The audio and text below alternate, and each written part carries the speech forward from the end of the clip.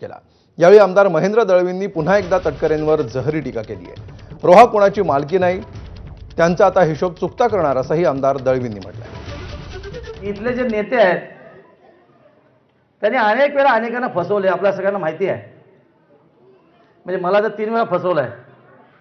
आमच्या रवी शेठला 2 वेळा फसवले, भरत शेठला म्हटलं 2दा की 1दा फसवले। पण फसवणे हा त्यांचा धंदा निश्चित आहे।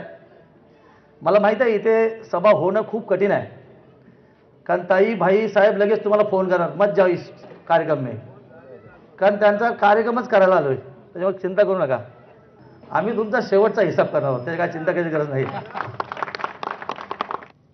तर रायगड जिल्ह्यामध्ये कोण कोणत्या प्रकारे फॉर्म्युला ठेवतोय, कोण काय बोलतंय त्याकडे शांततेने बघत राहा। जरी कोणी काही टीका करत असेल तर त्याकडे दुर्लक्ष करा, आपण हतबल नाही।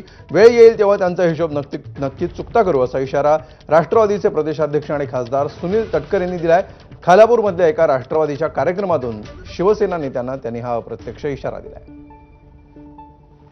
त्याच्यात काय नाही, कसं आपल्या जिल्ह्यातील वेगवेगळी राजकीय समीकरणं, कोण काय बोलत राहणार, कोण काय बोलत राहणार, तुम्ही शांत राहा, माझ्यावरती झोपा, कारण मी सगळं शांततेने पाहत असतो। पण एवढं नक्की आहे की शांततेत बघतो याचा अर्थ आपण हतबल नाही, शांततेत बघत असतो याचा अर्थ आपण काही कमकुवत नाही।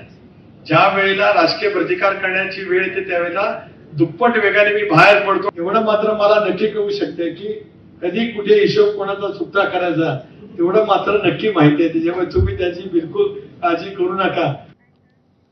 तर फलटणमधील डॉक्टर महिलेच्या आत्महत्येच्या प्रकरणामध्ये एक मोठी